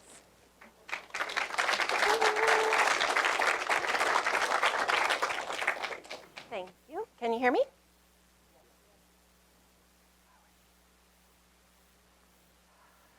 Okay, let's start with this question. What would you do with $50 billion a year? Would you waste it on avoidable medical costs? Because this is what Medicare and other insurances pay each year due to injuries from falls for people over 65 years of age. Many of these falls happen when older adults need walkers to stay safe, but they forget to use them consistently. As an occupational therapist in home health, I've seen countless patients walking unsafely in their homes without their walkers because they forgot where they put it. And then one day, I arrived at the home of 80-year-old Rose to find her lying on her kitchen floor. She'd been there all night. She was cold, in shock, and in agonizing pain. So I called 911 and she was taken to the hospital. Unfortunately, it was the last time Rose was able to be in her own home. She broke her hip, never made a full recovery, and had to move into a nursing home. All because the night before, when she went to get a drink, she forgot to take her walker. There was no one to remind her, and the handwritten sign on her walker was useless. Without her walker, she lost her balance and fell. This was my aha moment. So I developed ITEL Alert to protect and promote the safety and independence of older adults. ITEL comes in two parts. One part easily attaches to any walker, and the other one is worn by the walker user. Now, if the user gets more than 5 feet from their walker, the device alerts them with vibration, beeping, and lights, reminding them to get their walker. And what you see here is our 3rd generation prototype, and we'll begin field testing it soon. Now, any caregiver will tell you the struggle to remind them to use their walkers consistently is very real. Signs don't work, and current products on the market send an alarm out to caregivers after they fall. ITEL Alert is a patented, FDA-regulated device that keeps walker users safe by reminding them to use their walkers consistently. Again, $50 billion a year in the US. ITEL not only fosters safety and independence, it supports older adults who wish to stay socially engaged and live in substantially more affordable housing. Also important is the impact ITEL has on personal and professional caregivers. The baby boomers will be 65 or older by 2030. That's a 25% increase in adults that are transitioning from our workforce to Medicare recipients.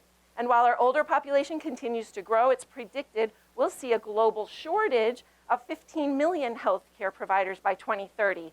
Furthermore, loss of work and income affects caregivers who are caught between caring for their children and caring for their aging parents. Because ITEL Alert helps prevent falls and subsequent injuries, it helps reduce caregiver burnout while at the same time saving Medicare billions of dollars per year. ITEL is pre-revenue. To date, we've raised more than $100,000 in grants and have used more than $85,000 in personal funds. We are applying for an SBIR grant, as well as pitching to investors and seeking strategic partners. We've been introduced to product development teams at Apple and Amazon, and will continue to seek contacts at international pharmacies. The global telehealth market is forecast to reach more than $600 billion by 2030. ITEL is a perfect addition to existing telehealth services. Conservatively, a 2.5% US-only market penetration by year 5 will yield $42 million in revenues.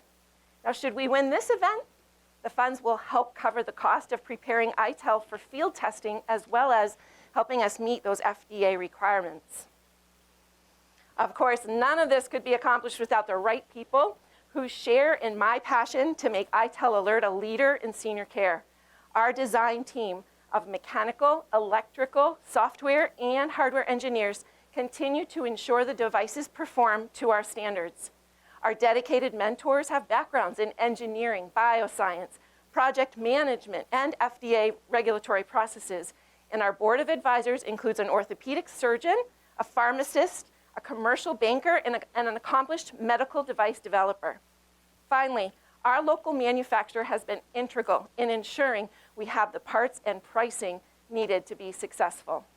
We all share the same goal: to produce an innovative product that helps protect our seniors, because we can all agree wasting $50 billion a year on avoidable medical costs is outrageous, and it impacts affordable health care for all of us. And I want to say a big special thank you to Susan and the whole team, and I am sure everyone in this cohort would agree with me. This has been an exceptional experience, and we're all very honored to have been able to get through it. So thank you.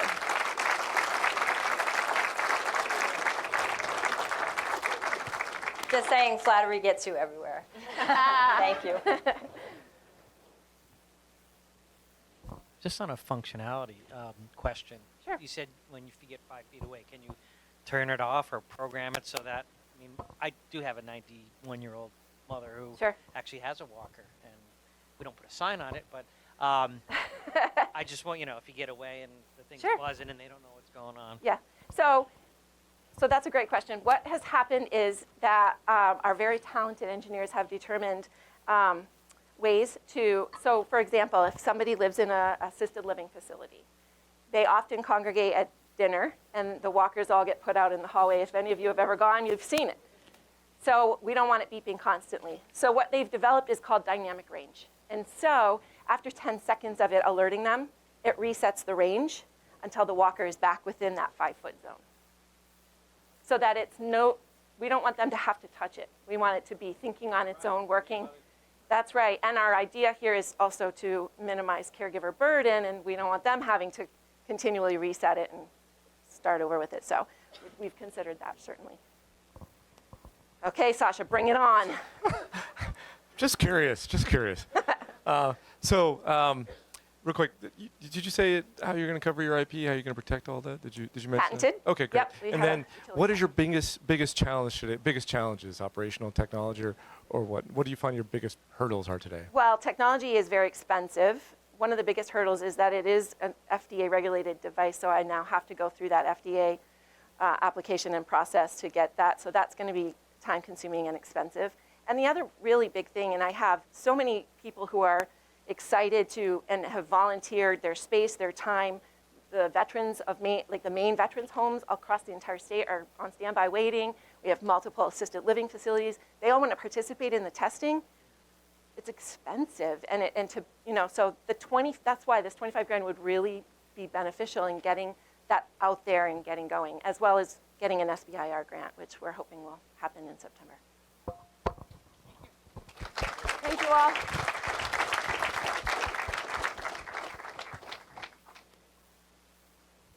Okay, judges, it is deliberation time, but everyone else stay seated. You have...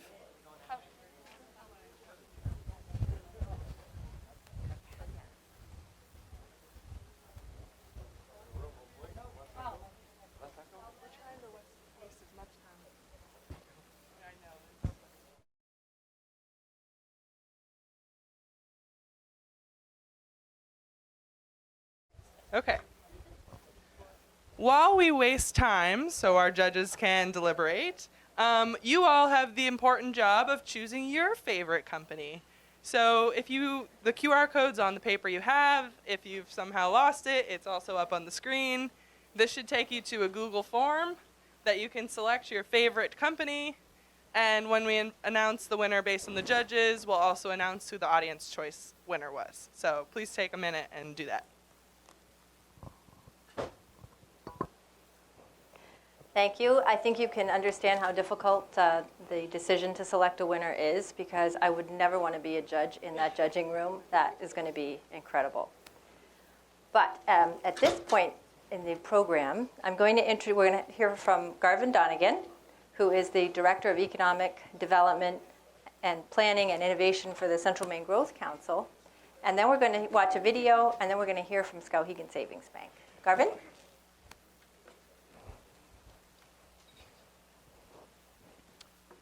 Thank you, Susan. What incredible pitches. I have the luxury of actually not being timed this evening, though still guaranteed to be quickly moved off the podium. That I can promise. Again, I just want to say thank you to so many, but alas, again, good evening. It is such a pleasure to see so many friendly faces in the crowd. but a lot of new faces in the crowd this year as well, as we come to the finale of the Dirigo Labs Accelerator Pitch Competition for our second cohort, now with a throughput of 24 companies. And important to note, held in this beautiful new art center in downtown Waterville, Maine. I'd like to again extend a heartfelt thanks to our generous funders and our mentors who have made this program possible, and to the entrepreneurs who have participated in this program for their creativity and the hard work on display tonight. Likewise, amazing work by our Dirigo Lab team, which none of this would be possible, who work tirelessly every day to support the mid-Maine, the local, and the state economy and innovation networks now throughout the country. Tonight we celebrate the culmination of months of hard work and dedication by these entrepreneurs from various industry segments, as you've seen, such as biotech, precision manufacturing, food systems, brand and apparel, to tourism and hospitality. These entrepreneurs are a driving force behind innovation and economic growth in our community and the state of Maine. Including now, we need to update our heat map with some of these businesses moving into mid-Maine. Our particular favorite one is the one in New York moving to Waterville, Maine. So we gather here in the stunning new art center, which in many ways represents the intersection of creativity and innovation. Here in downtown Waterville, this is a place where ideas are nurtured, developed, and transformed into reality. It is a symbol of entrepreneurship, spirit that makes our community and region vibrant, strong, and forward-thinking. As we await for the judges to complete their scoring and pick a pitch winner, I'm reminded by a quote from a legendary US entrepreneur and founder who said, "Innovation distinguishes between a leader and a follower." To us, and for so many, this quote speaks the importance of innovation in leadership and reminds us that true leaders are those who are not afraid to take risks and chart new paths. And these entrepreneurs here tonight embody that ethos. And while raising capital is, of course, extremely critically important, the creativity, the human capital, and the ecosystem networks will always be where we stimulate and build our current and future leaders. The entrepreneurs who have partnered and participated in this program embody this spirit. They have brought creativity, innovation to their respective industries, creating new products, processes, and partnerships. And we thank them for that. As we just about conclude this evening and watch a video montage showcasing the program for the second cohort, I would challenge us to reflect on the incredible impact that these entrepreneurs have made and the potential that they hold for the future. Their ideas and innovation have the power to change the world.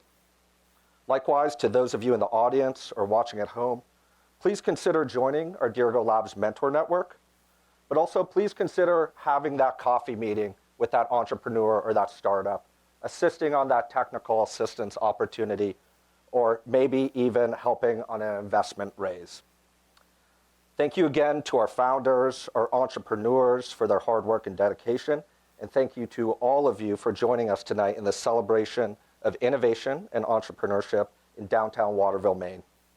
So without further ado, it is my pleasure. I'd like to again say a big thank you to Skowhegan Savings Bank for the second year in the row now, who will be providing the $25,000 first place cash purse.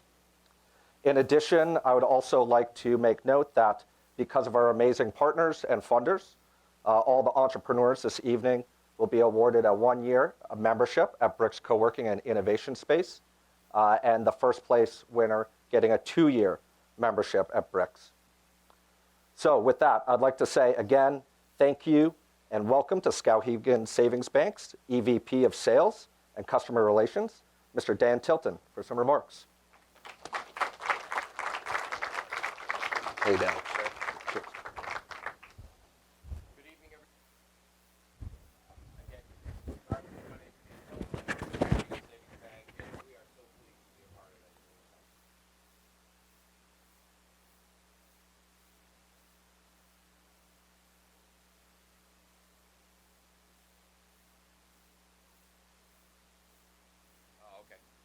I'm not loud enough. That's something that's never been said to me before. But Garvin, thank you for that. We want to thank everybody that's in attendance tonight, certainly the 11 cohorts, Kim at the Chamber, Susan, thank you so much. Everybody that's been part of this.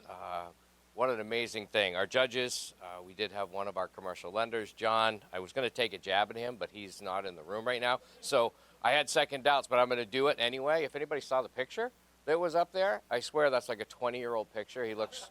and I don't know how we made that happen, but I'm sure he's very thankful to our marketing team for that. But what a great thing that's happened over the last 12 weeks. I wasn't here at the very beginning, but I heard a lot about it early on and how far these companies have come. A little bit about us, and again, I'll be brief. Garvin stole my thunder on the timing thing, so I know Susan's watching closely. We have 12 locations, all in the state of Maine. We are a Maine bank. We're a mutual savings bank with locations from as far south as Portland, but we go to Jackman. We have a location in Jackman, Rangeley, Skowhegan. I won't name them all, but we are truly a Maine bank centered right here in Skowhegan. We've been in business for 154 years. We're super excited about that. We've been here a long time. Founded in 1869. We recently took a look in our vault and found our original charter signed by the 32nd governor of the state of Maine. I am not a history person, so I had to look this up. But anybody want to take a shot at who that was? Joshua Chamberlain. He signed the charter of our bank 154 years ago. But what does that mean to be a mutual savings bank? Well, we're not chasing shareholder profits. We're not a publicly traded company. We invest our money in our communities where we are located and where our people need us. That's what we do. We have a foundation, a charitable foundation, the Skowhegan Savings Bank Foundation. We actually have a board member here. I'm going to talk a little bit about the 6 degrees of separation in Maine. Mike Duguay, who's in the back, whose name you saw earlier, he's actually part of our foundation and helps us decide where we're going to invest our money or make our donations in the state of Maine. Thank you, Mike. Our foundation, we focus on Thank you. We focus on workforce development, financial literacy. What fits better in workforce development and that vision that we have than what happens right here? These companies, not only are they full of great ideas, but most of them go on and are successful, and they ultimately create jobs, and many, many of those jobs are or will be right here in the state of Maine, and that's what we want to do. Programs like this matter to Skowhegan Savings Bank. Our mission of our bank, specifically, right straightforward, we make our communities a better place to live and work. That's what we do. I was teasing John just a little bit. He's not here, but we have a commercial lending team. In addition to providing mortgages and all of your deposit needs, we're a portfolio bank, so your mortgages never leave, so they stay in our house. But our commercial lending team, they're actually, the vast majority of them are either currently small business owners in the state of Maine, or they have been small business owners in the state of Maine. So they're really connected to what's going on here and have a very good familiarity of what happens. So I talked about the 6 degrees of separation. I'm not going to go through all 11, but I think I had a connection with every single company that stood up here and talked today. I want to ask everybody in the room, is there anybody here that couldn't relate to at least 3 or 4 of those companies or their ideas? Right? I have a Nana. Right? My wife calls me on Monday nights and says, you have to get to the farmer's market before 6 o'clock or I can't have my vegetables. Right? That's no joke. Every one of these companies has a brilliant idea, and I'm looking forward to hearing about what happens going forward. So on behalf of Skowhegan Savings Bank, thank you all for being here and for listening to all these great ideas. Again, Susan and your team, thank you so much for all you've done. I am glad I'm not a judge because it is not an easy decision, and we'll look forward to hearing what the results are. Thank you.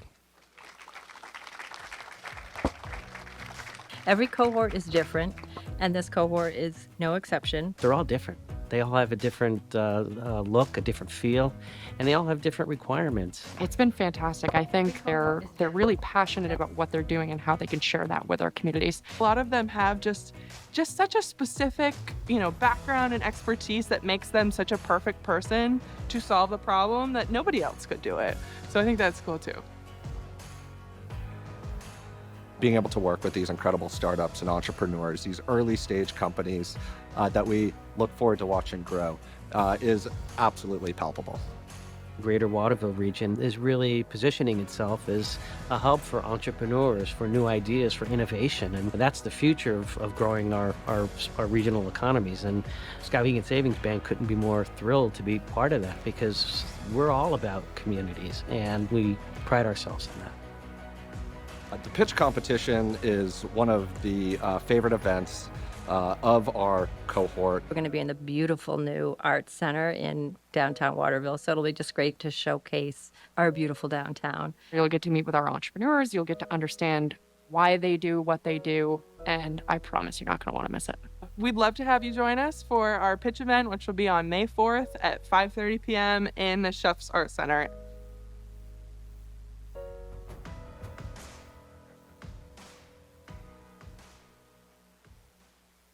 So is it my turn now, Garvin, to spend some time talking?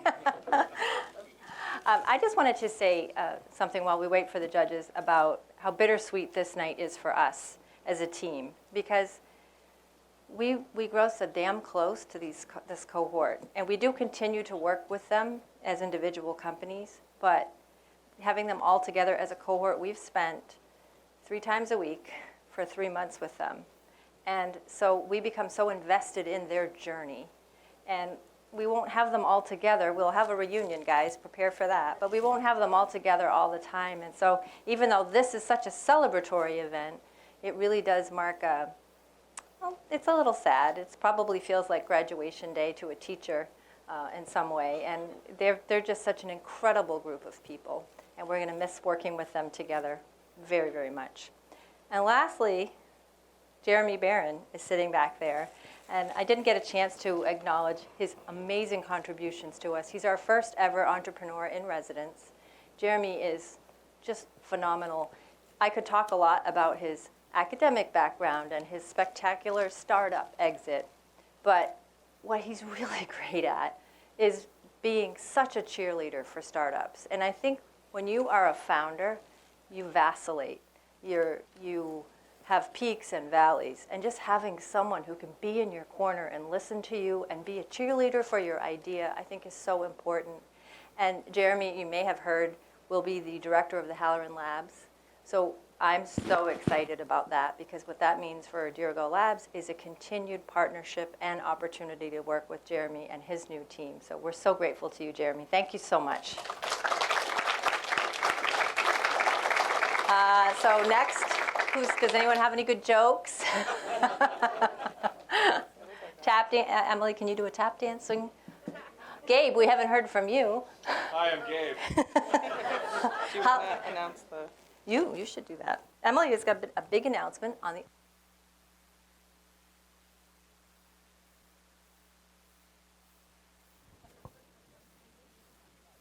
I would say it. Okay. So we have 200 responses. So either there's more people in this room than I think, or some of you might have voted twice, but that's fine because it's audience choice. So this prize comes with bragging rights for the rest of forever. And of course, a welcomeness to join us at Bricks anytime you want, which you all have, but extra to this person. Because everyone wants to win something. So overwhelmingly, there's one company that is the audience choice, and I think just based on how many signups he had for people attending, I maybe could have guessed where this was going, but Jake from Sled Tracks, congrats.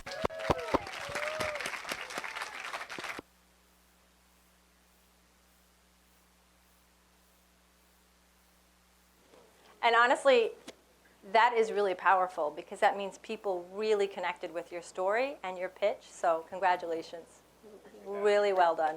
Appreciate it. Yes. Want me to go check on him? What do you guys think we should do next? Gabe, I'll interview. Gabe, what did you think about timekeeping? How was that? Was that a tough challenge? You know, timekeeping's a really dynamic issue these days. It gets politicized, it gets drawn out. I don't want to be that kind of person, but I think everybody did a great job. Nobody got really bullied around by the clock. I tried to keep it reined in. big shout out to the few folks that came in well under time. But everybody put in a good game today, and I think we can all pat ourselves on the back. So That's awesome. How about an interview with Jim Barry, one of our mentors? What? No? Jim, you got any comments to add? It's a great picture of me out there at the end. How about Dylan? What do you think of how Dylan was a participant last year in Dirigo Labs? This year, he mentored a company. You want me to say something? Yes. Tell us about your experience at Dirigo Labs. It was great. I had a great company I mentored. Hopefully, that's what she's like. But she's great. I loved working with her. Excellent. Wow, you guys are back. Holy moly. All right. So I would like somebody from Skowhegan Savings Bank to do the honors. Dan, is that going to be you? It's on the big. Okay. Let me move up. You have a microphone right there.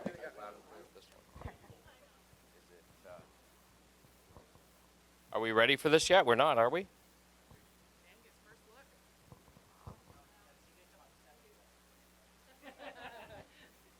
Are we ready? Are we going to have a drum roll or anything? And the winner of the second Dirigo Labs competition here is Croft. You